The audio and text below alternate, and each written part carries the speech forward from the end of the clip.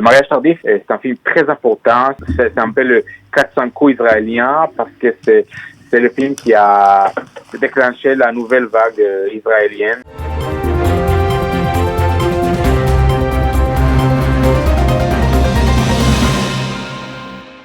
Si vous êtes en manque de culture, eh bien, certains festivals ont pensé à vous, une initiative qui nous vient de 2 philanthropes américains.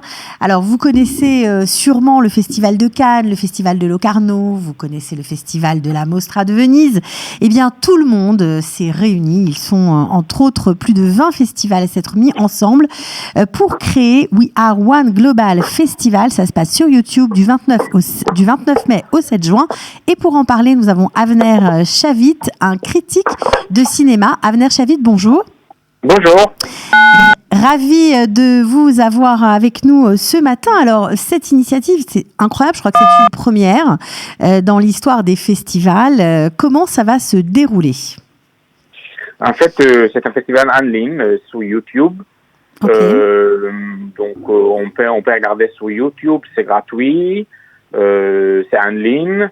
Il y a des sous-titres en anglais. C'est très simple, très pratique. Mais c'est sans précédent. C'est sans précédent. Je crois que c'est la première fois que tous les festivals les plus renommés sur la planète se sont unis pour offrir aux gens des films très différents. Alors, juste, est-ce que c'est gratuit? Est-ce que tout le monde peut regarder sans payer? Oui, c'est gratuit. C'est sur YouTube. Donc, YouTube, c'est un plateforme gratuit. Ouais. Ok, alors, Festival de Jérusalem, de Tokyo, de Cannes, la Mostra de Venise, Festival de Londres, Festival d'Annecy, de New York, bref, ils sont très nombreux. Est-ce qu'il y a des films en particulier qui ont retenu votre attention? En fait, le festival, comme le monde a écrit, n'est pas terrible.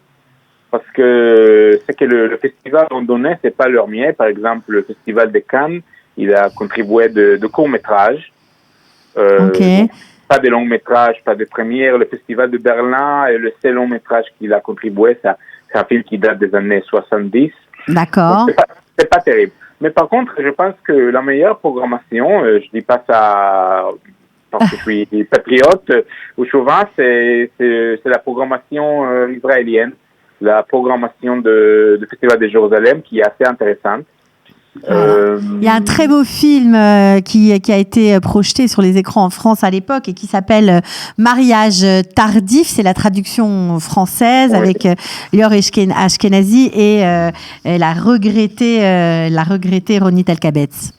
Oui, Mariage tardif. D'ailleurs, c'est un film qui a fait sa première mondiale dans le cadre du Festival de Cannes, dans le cadre Un certain regard. Et il a été distribué en France. Je pense qu'il a eu de très bonnes critiques, qu'il a cartonné en France. Tout à fait. C'est l'un des meilleurs films israéliens, contemporains, peut-être l'un des meilleurs films israéliens dans tout le temps. C'est un film très important. C'est en fait, c'est un peu le 400 coups israélien parce que c'est le film qui a déclenché la nouvelle vague israélienne. Au début des années 2000. Oui, c'était le premier film de Dover Khosashvili, mais aussi le premier film de Lior Ashkenazi, qui est devenu le plus grand vedette du cinéma israélien. Exact. Oui, c'est l'un des plus beaux rôles de regretté Ronit Elkabetz. Mais c'est un film israélien, mais il parle géorgienne. Bien sûr, parce que ça se passe dans le cadre d'une famille géorgienne et voilà, le fils, en fait, étudiant, beau gosse, etc., n'est pas marié et ça commence à peser dans cette famille traditionnelle. Oui, c'était pas seulement le premier film israélien à traiter de la communauté géorgienne, mais aussi le premier film israélien à parler de la deuxième génération des immigrants avec tout le conflit entre la tradition et la modernité, entre l'individualisme et la famille. Et c'est pour ça que c'est un film qui est super important. Il est très beau. Même 20 ans après, presque 20 ans après, il est toujours très, très beau. Okay. Et très fort, d'ailleurs, avec une excellente distribution. Ashkenazi, Ronit Elkovets et Emoni Mouchonov, qui joue le rôle de père. Donc, trois des meilleurs comédiens israéliens dans un seul film. L'un des réalisateurs le plus doué en Israël. Donc, c'est un chef-d'œuvre. C'est à voir. Alors, il y a aussi, bien sûr, des courts-métrages, il y a plein de choses, il y a des discussions, il y a des discussions entre certains grands acteurs américains notamment, mais on trouve aussi des séries. Est-ce qu'il y a une série israélienne? Oui. Il y a une série israélienne qui s'appelle Losing Alice, avec Ayelet Zorer, aussi une très grande vedette israélienne qui joue le premier rôle. C'est une série, c'est un polar, un drame psychologique, un polar. Je pas encore vu, personne n'a encore vu, mais comme l'industrie télé israélienne est toujours intéressante, c'est un projet qui est assez prometteur et j'ai hâte de découvrir le premier épisode de cette série qui d'ailleurs sera projeté à Hot. Sur Hot. Oui, sur Hot, dans la semaine qui suit. D'accord. Alors, on a aussi, bien sûr, l'enfant chéri israélien, Nadav Lapid, qui a beaucoup fait parler de lui en Europe. Il a même eu une des cahiers du cinéma, si je ne m'abuse. Oui. Et donc, qu'est-ce qu'on va voir de lui? Qu'est-ce qu'on nous propose par rapport à son travail? Comme vous avez mentionné, dans les cas de festival, il y aura de débats entre réalisateurs et avec des réalisateurs. La contribution israélienne, c'est un masterclass, un débat avec Nadav Lapid, modéré par Romy Aboulafia. Je tiens à remarquer que c'est moi qui ai écrit quelques questions dans ce débat. Mais Nadav, je pense qu'il y a des réalisateurs qui sont aussi intéressants, même plus intéressants, plus passionnants que leur film. Et Nadav, il parle très bien. D'ailleurs, il a commencé sa carrière en tant que journaliste. Donc, il sait écrire, il sait parler. Et c'est toujours passionnant de l'écouter parler du cinéma ou de la vie. Mais en plus, c'est aussi un réalisateur qui est très important. Il a fait 3 longs métrages. Je pense en plus que c'est le réalisateur israélien le plus reconnu, le plus apprécié en France à ce moment. C'est surtout, il a fait Synonyme, qui a fait la une de cahier de cinéma et qui était produit par la France. Mais il a fait aussi L'Institutrice, qui lui aussi a fait des unes de journaux français et qui a eu de critiques remarquables dans la presse française, qui a fait sa première mondiale au Festival de Cannes. Alors, évidemment, on comprend à travers vous qu'il y a bien sûr des films, il y a aussi des débats, il y a aussi, on va dire, des réalisateurs qui vont s'exprimer, des acteurs. Donc, c'est vraiment, même s'il n'y a pas de longs métrages de super qualité qui sont proposés, on peut quand même trouver une certaine diversité.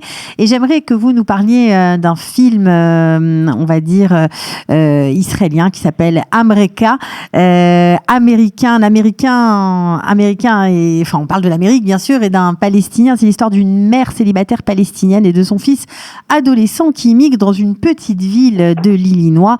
Leur rêve d'avenir passionnant se heurte au racisme qu'ils vont y rencontrer. Alors, est-ce qu'il faut absolument voir ce film c'est pas un film israélien parce qu'il n'a pas eu de l'argent israélien. C'est une production internationale, mais c'est un film palestinien.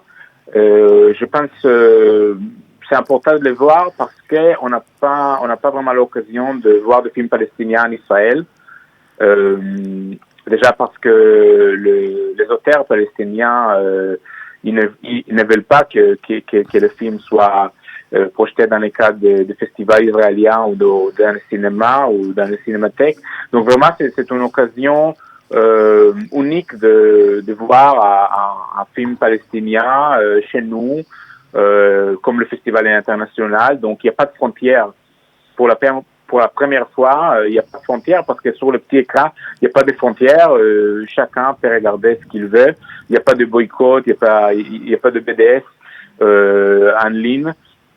Je pense que c'est important de profiter de cette occasion de regarder, de comprendre un peu le point de vue différent de la communauté palestinienne, ce qu'on n'a pas vraiment l'occasion de faire dans notre vie quotidienne. Voilà, puis moi j'ai un petit coup de cœur pour la programmation qui nous vient tout droit du festival d'Annecy avec des super dessins animés. C'est vrai qu'il y a beaucoup de dessins animés qui vont être proposés et ça je trouve ça vraiment chouette, d'autant que voilà, c'est pas un festival très connu, on va dire peut-être ici. Donc, c'est l'occasion de voir aussi du dessin animé. Voilà, il y a aussi des courts-métrages, il y a plein de choses. Est-ce que vous voulez nous rajouter un petit mot, peut-être nous rappeler les dates auxquelles on pourra voir tous ces films?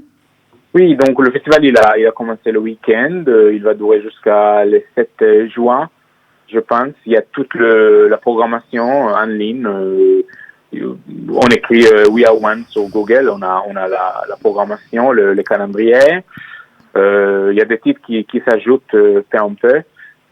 Donc on rentre d'abord sur Google pour avoir tout le calendrier qui s'affiche dans notre calendrier Google et ensuite on monte sur YouTube We Are One Global Festival et on a toute la programmation.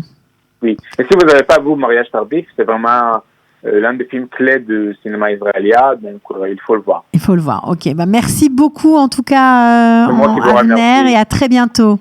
Oui, bonne projection. Merci, ciao. Au revoir.